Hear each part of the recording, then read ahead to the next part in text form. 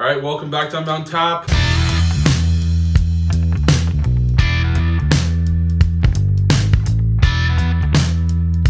So this is Buzz, and this is, what does it say? It's hemp, right? It is a hemp infused beer. It's brewed with hemp, and it's made in our local city of Toronto. Yeah, Alberta malt, German hops.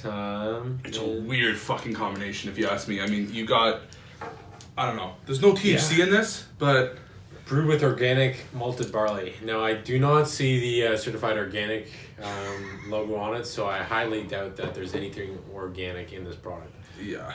I feel like it was just regularly brewed and just had a bunch of guys get absolutely fucking high as fuck on like the backdrop, and like, you know, you're getting ashes of a backwood just dropping in as they're making it.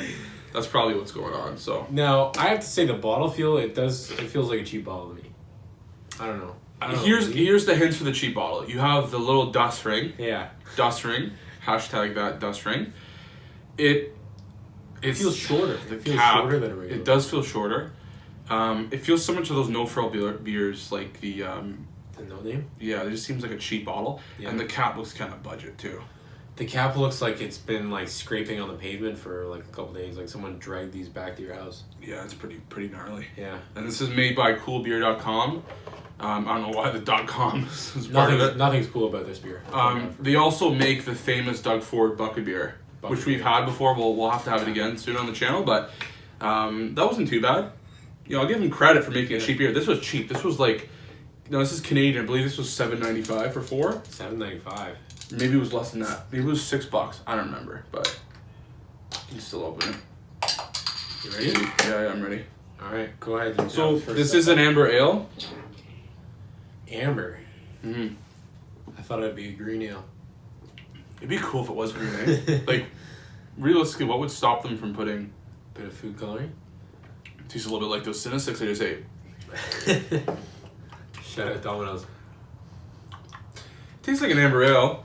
I mean, yeah, it does taste. There's no really difference. It's got a bite to it though, doesn't it? It's got like a an aftertaste. To be fair, I can't really taste anything today. I just. Bad day for this, eh? Yeah, so I mean, it could have a taste, but to me, it just kind of tastes like bubbly water. I don't know if it's just in my head. Maybe the whole idea is you see the buzz and you're supposed to think like there's. I don't know. You're This could getting be high. Perrier for all I know. Is it tastes kind of like it's got like an edible aftertaste. You know, like a. Yeah. You know what I mean? Yeah. It's. What is it? 5%? Yeah. I mean, it's gnarly. I definitely wouldn't buy this. I wouldn't buy this at a store. I wouldn't buy it either. It's pretty bad. But so what are we giving this out of 10? I mean, I give them credit. I know recently Molson are gonna come out with one of the like a. Yeah, I did hear that. Yeah. I don't know if it's THC. I don't know if it's just hemp. I don't know if it's CBD. CBD beer would be unreal though. Right? Yeah, but yeah, that would definitely be a market mover. mark for that. What are you gonna give this? What are you thinking? I'm gonna give it a 5.9. 5.9. Yeah.